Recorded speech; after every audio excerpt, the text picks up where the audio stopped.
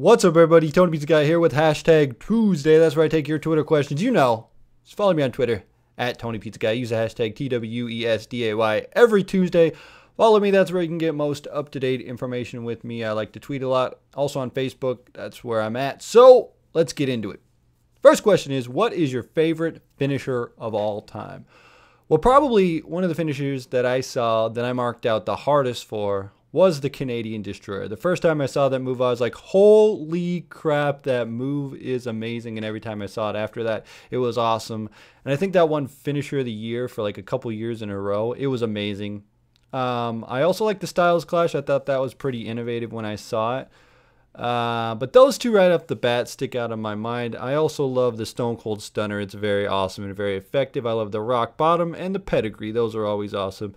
I would say the Tombstone, but sometimes it's kind of hit or miss. The head's either too high off the ground or it's very deadly. But honestly, I do have to say something like the Stunner, Pedigree, Rock Bottom, and then Outlandish will go with like Canadian Destroyer, even though it's not really outlandish. But you know what I'm saying.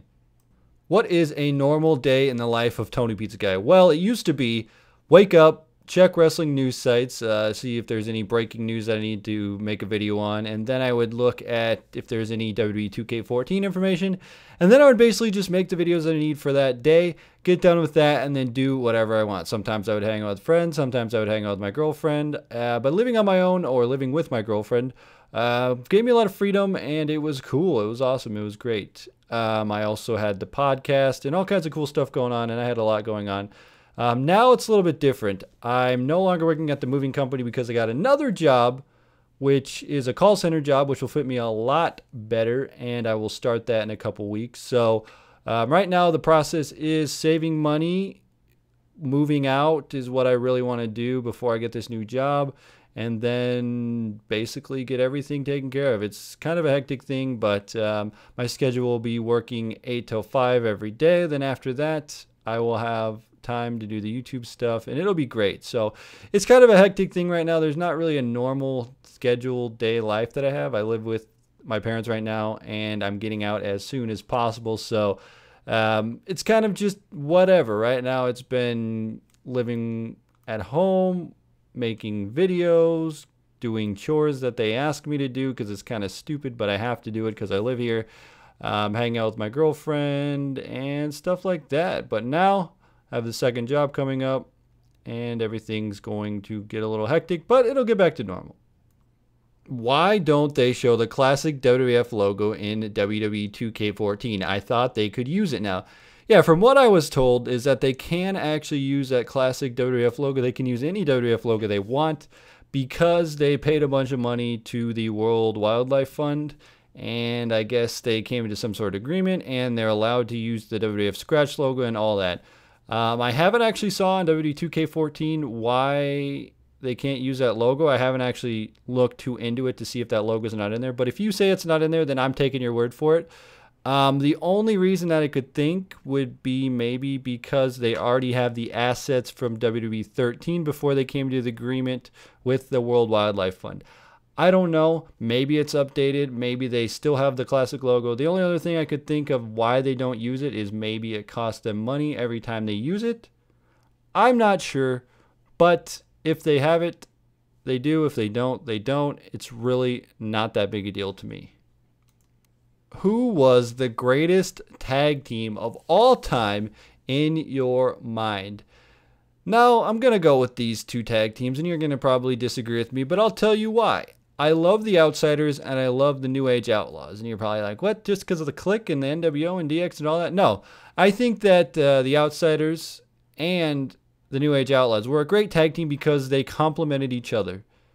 You had Billy Gunn, who was awesome. He was ripped. He was great in the ring. And then you had Road Dogg, who was amazing on the mic. They complemented each other perfectly. Same with Kevin Nash and Razor Ramon. Razor Ramon was the workhorse, and Kevin Nash was the big guy who would come in and do the power moves.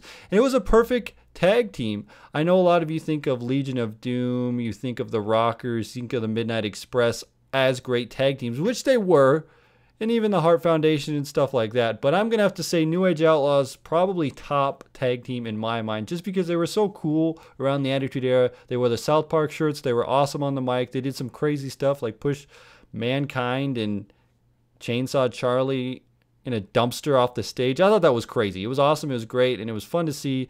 And I think the New Age Outlaws, they were innovative at the time. They worked great together in the ring, and they were basically like fire and ice. You had Billy Gunn, who was awesome at wrestling, Road Dogg, who was great at wrestling, but he was better at mic skills, and they just went together perfectly and made everything great. I just think they were just an awesome tag team. This is a fun question. Would you ever want to be a part of the WWE Creative Team? If so, what would you change? I honestly think it would be awesome to be a part of the creative team. It's just one of those things where right now you think, you know what, if I pitched all these great, awesome ideas, then everybody would love it, the wrestling business would boom, and things would be great. But I think no matter what kind of storyline you would pitch, there would always be somebody out there that would hate it. Either you want to have really awesome in-ring promos or you want to have great wrestling. Either way, there's people who are like, wait, there's too much talking. People are like, wait, there's not enough talking. And really, whatever you do, you're going to get backlash. I don't think that I would change too much going in as a creative writer. I think I would just pitch some big ideas. I really like the idea of factions and groups and big storylines like that. I think those are always entertaining. I think they're very fun. It's awesome when you team up different personalities and even a group, as I will say, and I've said this before, the corporate ministry, my favorite faction of all time. I think they need to get back to the days of that, where they had one really giant group who ran over the company, and then you have a few people fighting against it. I think if you had a great big group against a guy like John Cena, Randy Orton, stuff like that, I think it would be great. I don't know as far as what I could really do to change the company. I don't think we could ever get to another Attitude Era. I don't think I have that kind of mind to make up an Attitude Era, but I say factions, big groups, that's what you got to do. Would you rather be a main eventer in TNA or a mid-carder in WWE? This is a really good question. But I'm going to have to stick with what RVD said. RVD said that when he was in TNA, he would constantly get asked, hey, did you quit wrestling? I haven't seen you on TV. Are you still wrestling? And he's like, yeah, I'm in TNA. Turn on Spike TV on Thursday nights. And that's the right there. Right there, that is the factor that says it all. I would rather be in the WWE as a mid-carder than a main eventer in TNA. Because if you work hard enough in the WWE as a mid-carder, you can get yourself to the top. I know people think that it's impossible, but hard work, determination, say what you want and do what you want. That's how you get to the top. Stone Cold Steve Austin did it. Even Dolph Ziggler's right there now. CM Punk did it. You got to stick to your guns and do it. Just knowing that TNA is a low company, and yes, it'd be great to be a main eventer in TNA, but it's one of these things. Now, I'm going to pull a saying from House of Cards, which is also good. There's a difference between power and money.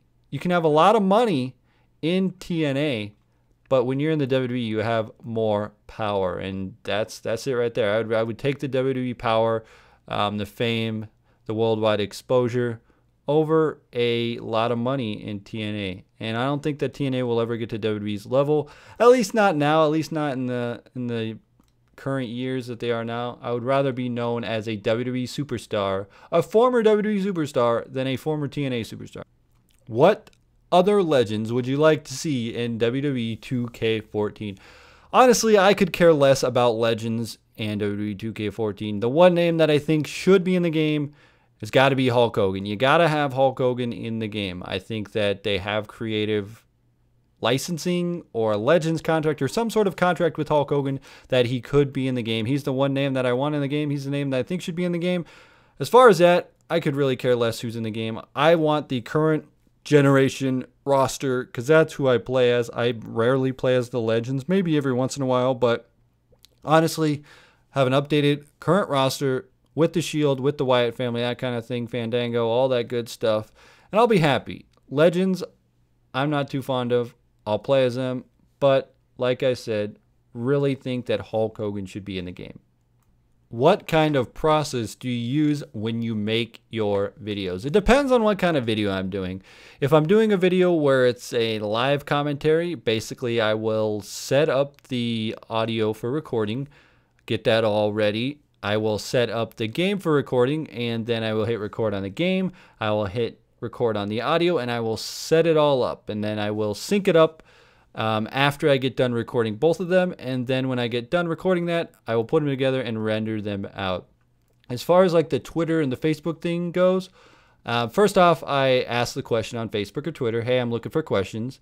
Then I'll give it some time, let people put in their answers. Then I will go ahead and screen cap them and then edit them in Photoshop so that I can have them, save them all as individual questions.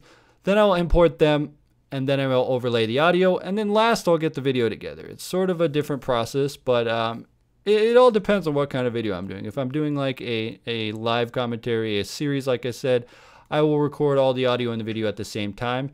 If it's a subject like something that I want a WWE 2K14 or something that I really just want to talk about as far as a subject, I will basically record the audio and then I will add the video in last. It's really just a hit or miss depending on what I'm really making a video about. It's not too complicated, basically recording audio, recording video, putting them together, rendering them out, uploading, and that's that. I know there's some people that like to make videos way ahead of time, but I really like to make them as they happen because there's a lot of breaking news in the wrestling industry and there's a lot of brand new stuff coming up with WWE 2K14 that I like to make everything right as it goes. I know there's some people who record a ton at a time, but I'm not one of those people. I just record it as I do, so that's why sometimes you'll see more videos than you will other times. How do you feel about See No Evil 2 coming out soon?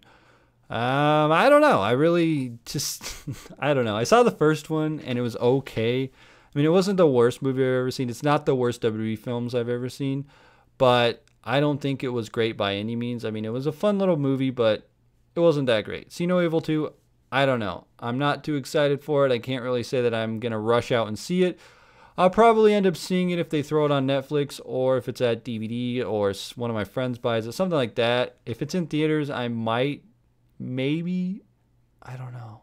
Just one of those things where I really don't care too much about WWE films.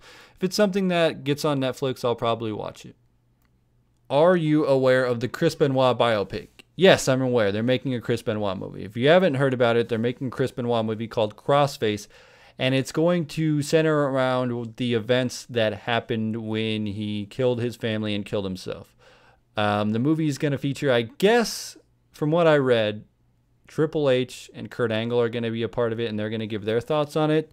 And that should be very interesting. Do I think this movie needs to be made? No, I don't think it really necessarily needs to be made, but I think it will be an interesting piece to see. They're going to center around the murder and the suicide, and then they're going to talk about what could have happened, why it could have happened, what may have caused it, and there probably won't be a lot of wrestling involved with it. They're probably going to use a lot of media interviews, a lot of news stuff, and mainly focus on that event.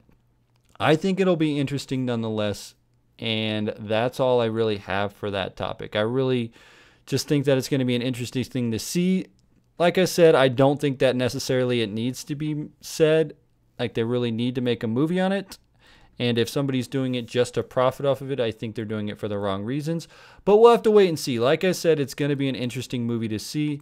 And if it's going to be factual and get the most in-depth information and get some wrestlers that speak out about it that haven't really spoke out about it, because right after he died, we know that WWE did the Chris Benoit Memorial on Raw, and then they went, oops, yeah, our bad, let's get back to business. So really, it would be interesting to see Triple H talk after the fact, after all this time, just to hear what he actually has to say.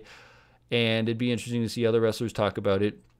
I know that it is a very crazy situation, but we'll have to wait and see how the whole movie plays out, if it's going to be released on DVD. I'm sure it'll be released on DVD, but we'll have to wait and see. Anyway, I don't know your guys' thoughts. Do you think it is a good idea that they're making this movie, or do you think it's a dumb idea? Do you think they shouldn't be making this movie? If you should just leave it as it is, don't talk about it, and it's over. Anyway, guys, let me know your thoughts on that and any of the other questions. As always, follow me on Facebook and Twitter at TonyPizzaGuy and Facebook.com/TonyPizzaGuy. Anyway, hit that like button if you did enjoy this. Tony Pizza Guy, frag out.